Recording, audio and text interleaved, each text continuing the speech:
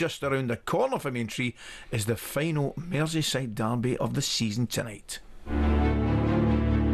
Desiree Doué has got the winning penalty for Paris Saint-Germain. Newcastle United have won the Carabao Cup. Could it be a massive drop-off? And we are top of the league, and that is a different emotion. And it is the equaliser. Everton won, West Ham won. Their mini revival continues. We just want to try and keep building on it and getting a little bit better every week if we can.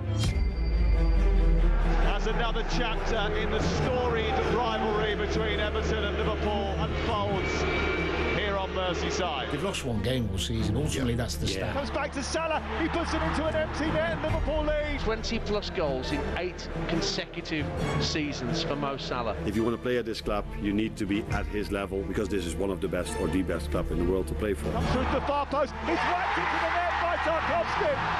The final act of the Merseyside derby. We had a good result against them at Goodison. You take a bit of confidence from that. The emotion, the passion. Went to the game and with the knowledge that, you know, we'll try and give them a tough night.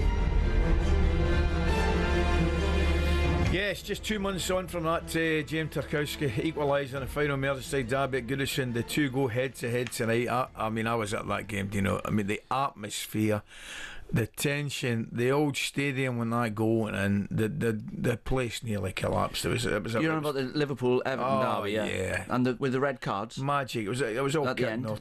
Yeah. Curtis Jones. Arnie. Yeah, I even loved Curtis Jones having a bit of it. Did you see what Arnie Slot actually said to Michael Oliver? No, I didn't. And the fourth official. Well, there's a couple of them, which is exactly what anybody'd say. Yeah. He went, as he shook his hands, apparently he said to him, "If we lose the league, it's down to you." After that, I know. I mean, you got to say it's a disgrace. He said to the fourth. And other things that we say, like anybody say, you come out. Exactly. That's a disgrace, by the way. Best ever was Graham Taylor. Thanks for that. You've got him in the sack. Remember that one? Yeah. Thanks for that, linesman. Tell him he's got him in the sack. That was brilliant, wasn't it? Ali, I was manager of Wrexham, right? Fourth official. After a minute, I stepped out my box, and the fourth official comes up. He goes, "Back in your box, please, Dean." I went, "All right." 5 minutes later, I stepped out the box again. He goes, "Right, I'm not telling you again. Back in your box." I said, "Can you just leave me alone? I'm just shouting instructions on to the players, and I'm coming back." He goes, "I'm not taking abuse off you for 15 quid, Dean. I'm getting 15 quid for today. I'm not listening to you all afternoon abusing me." I said, 15 quid? You're getting more than that. He goes, "No, we're not." He said, "By the way, not like you. I've heard about footballers like you falling on hard times. You must be getting paid a lot."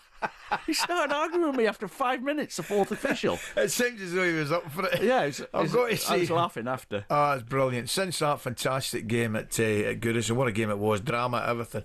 Really enjoyed it. Things haven't really gone quite to plan for Arne Slot's side. After going out the Champions League to PSG and losing to Newcastle in the Carabao Cup final, and the Liverpool boss was asked how he picked his players up exactly after those recent disappointments. They immediately went to the national teams, and they've played, all of them played important games over there. So when we came back, I did come back to both situations, but I think for most of them, they didn't forget, because they know what have happened, and they are, like me, disappointed for us not winning our first trophy and being out of the Champions League. But we are also realistic, like I just said. If you played 9 games in Europe, you won 8, and you could call it unlucky by going out with penalties. That is something, I think we've tried everything in that game to go through to the next round, and I can't blame any player at all for that game. For the final, we were also outworked, and that's not what I like. What do you think, do you know? I mean, 3 weeks ago, Forest at home aside, they had not put a foot wrong, really, right? And everybody, ourselves included, we're talking about quadruples and trebles and you name it, we're talking about it. And we do appreciate how difficult it is. Has that just been the case? I mean, they've been beaten, certainly, by PSG in that Carabao Cup final, by 2 teams who are better on the day. Well, PSG are the real deal, yes. I think. So they've had 28 shots at Liverpool's goal, and then go to Anfield and beat them. Yeah. So I wouldn't be surprised if they go on and win the Champions League. PSG, like sharp, really good team. So they've been beaten by them. Newcastle wanted it more than Liverpool in the final, and maybe they were a bit, I talked about resting players, and sometimes you turn up and your mind's not right, and Newcastle just outworked them and just wanted the trophy more. 300,000 people turned up to watch the bus parade. Incredible. By the way. So they've been, not won anything since the 50s.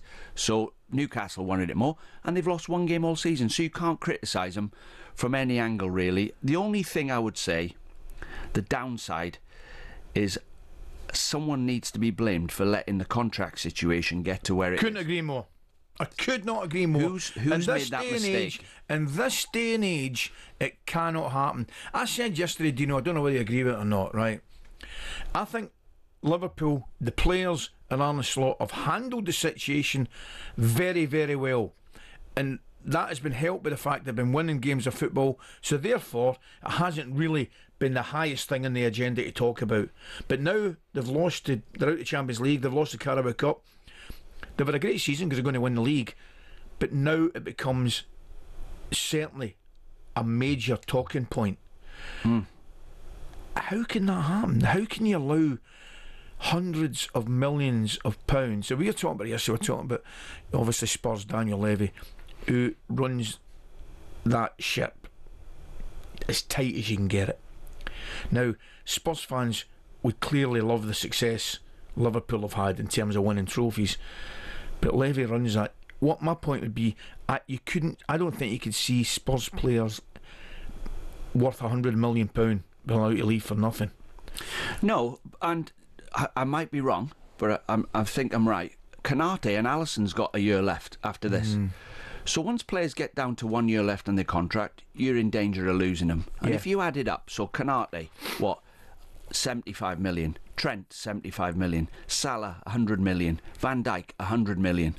There's your 5 best players. If this is if Alisson and Canate leave, you got £450 million worth of players. To replace them, you've got to spend 450 million to get better or the same.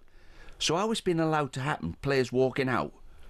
I don't know. And the only reason it's not been brought up, it's been swept under the carpet because they've only lost one game all season. Yeah. And I thought they've been brilliant. The minute you start losing a few games, it'll come out. Yeah. And which it has. But and Phil Thompson's coming on, I think, later on.